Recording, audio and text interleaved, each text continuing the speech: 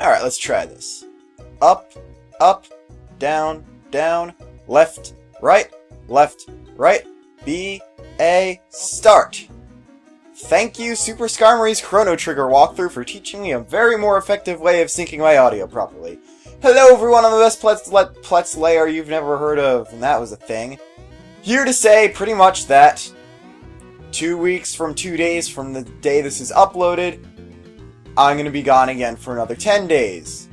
However, there's a very small chance I will be able to upload during then, just with pre-recorded stuff. So, in the last episode, we finally got Mario back from Chocolate Woods and stuff. And we did a side quest in Bean Castle Town. Unfortunately, as I've stated many times previously, the room in which I record has no internet. So, also, whoopsie. I guess we can fight swarms. We're totally over-leveled for them now. But anyway, the room I'm recording in has no audio, and I intended to use... But basically, the other side quest I wanted to do in Bean Castle Town is Fetch Quest.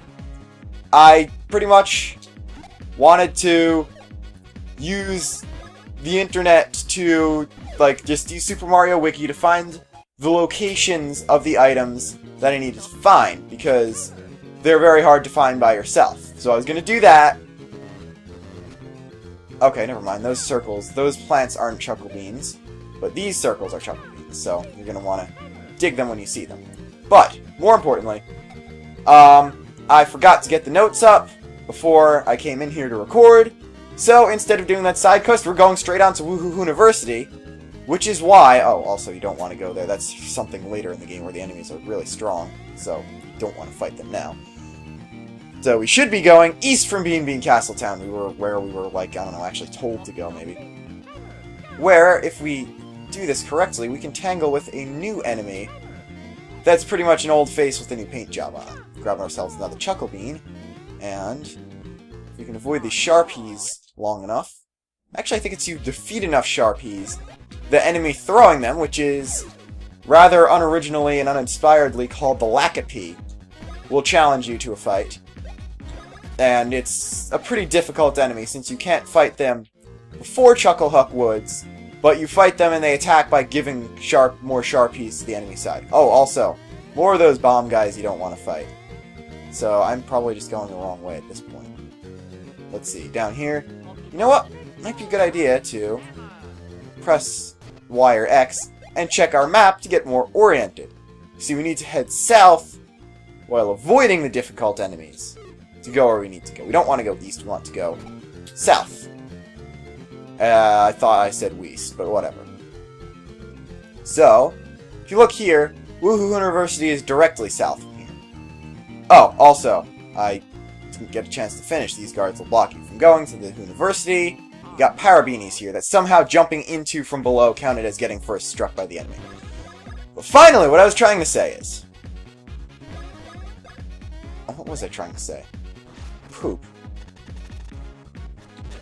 What was I trying to say? Jeez! I completely lost my train of thought. And it's not the music's fault this time. Oh my god, what was I saying? Like, I actually don't remember... Oh yeah! We're going to Who-Niversity, which is rather obviously a high-techy area, since it's a college for beans. We're going to demonstrate fighting this Troopy, which is what this enemy is called right now. They have healing attacks, so you want to work on KOing one, so it doesn't heal itself. Okay, so anyway, since no one actually commented about changing the border, I decided not to do it immediately. But instead, see, here's this healing move. He can heal himself, and I think he can also heal other enemies for lesser amounts. So, since we're going to Who-Niversity for a few episodes, and I'm recording in bulk, as I stated, there's really no point in me taking suggestions until after I get back from the second trip, when I'll start recording nearer to the actual time I intend to upload. So, just curious. Yep, that's Chuckle Bean under that sprout one, I guess, but there's a marker for it. There's another one right here. That's nice. Keep using the wrong button there. So, anyway. I am instead going to change the background to match whatever environment we're going to be in for the next few episodes. Hence, mechanical stuff that I've actually... It fits in very well with with the design of the indoors of Who-Niversity. So, if you jump on a Troopy successfully with that counter, you can kick it like a Koopa shell. This is pretty much the precursor to the staple since Partners in Time and any later Mario and Luigi games. There's always a special attack you could get. It's always the first one you get, where it's a timed green shell kicking game, where you have to keep jumping properly as Mario and Luigi, pressing their buttons to kick the shell. And did I get this bean already somehow, or am I just missing it? I'm missing it. There we go. In order to keep the shell going and cause more damage. This is the precursor to that. Countering that attack will let you kick the shell back and forth, except missing it if it touches you will cause damage instead. So yeah, Who-Niversity is that way. There's got to be a way to unlock it here. Get a super syrup, which restores more BP than a regular syrup, and money that I kind of screwed up on because I didn't expect it to be money block. I kind of forgot this existed. Pardon any hissing you hear in the background, that's my computer acting up because, again, it's a laptop trying to handle recording video. Again, surprisingly, when I try recording Mario Kart 8, I end up scrapping my recordings every time. When I try recording MK8, it never gets to the point where it needs to cool down. It's only when I'm recording in low def.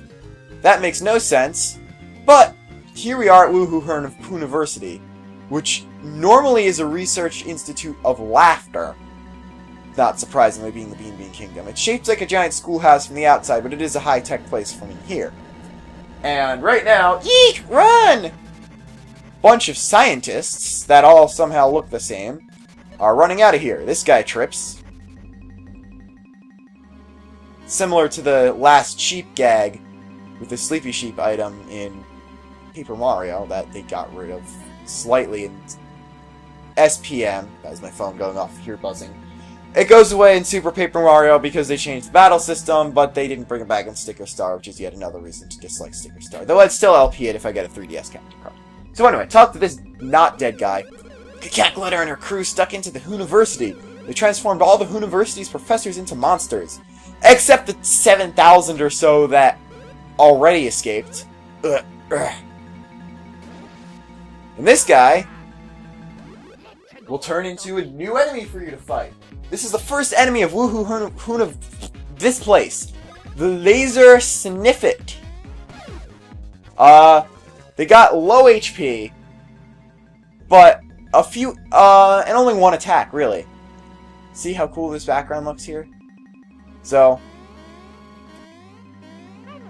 can't do anything about these mirrors, even hammering them won't do much. So we've got to find a place that we can go before we can unlock any of these locked doors.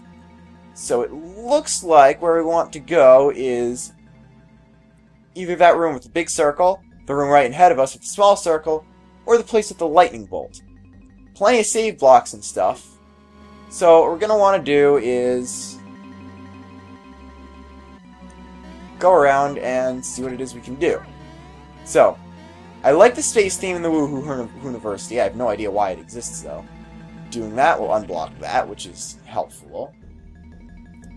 And give you this block, which will give you a regular mushroom, which I might want to use on one of those. Anyway, this is locked. The Laser Sniffits.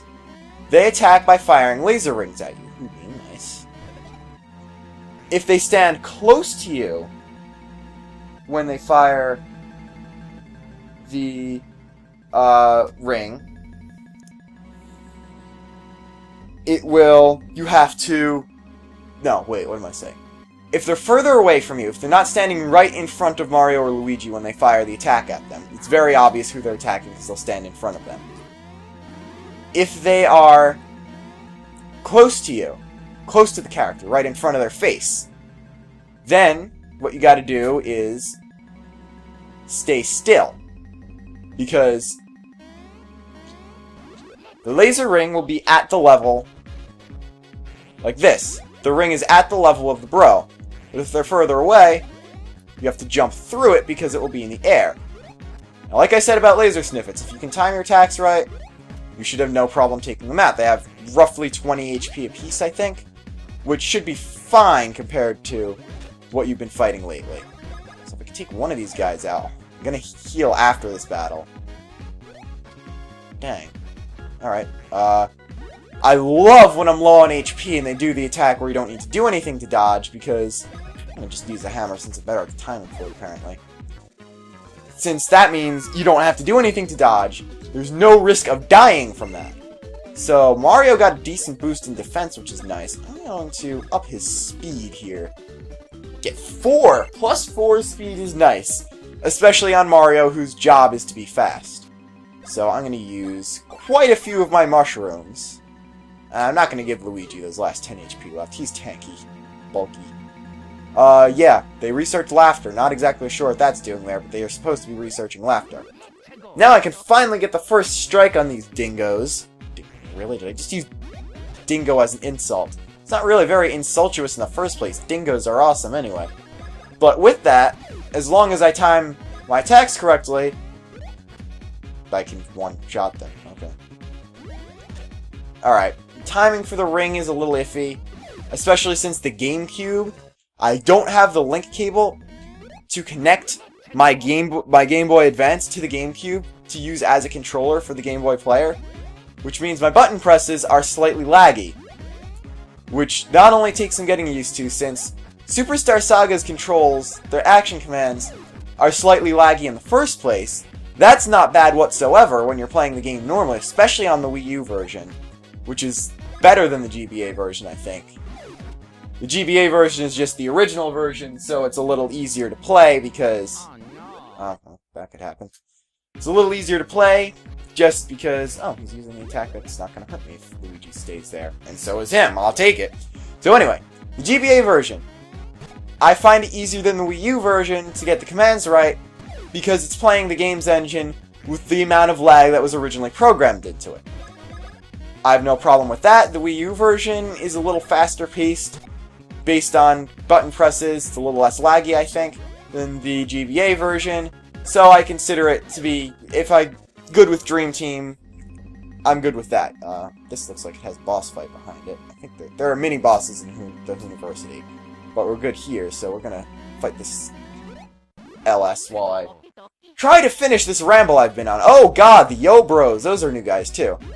So anyway, when combined with the GameCube's button press, and the GameCube's slight lag it gives to GB player games, which of course is no problem when I'm playing, say, Pokemon Silver, I have no problem playing a game that requires no real-time thinking, but with this, the lag does tend to screw me up a little bit.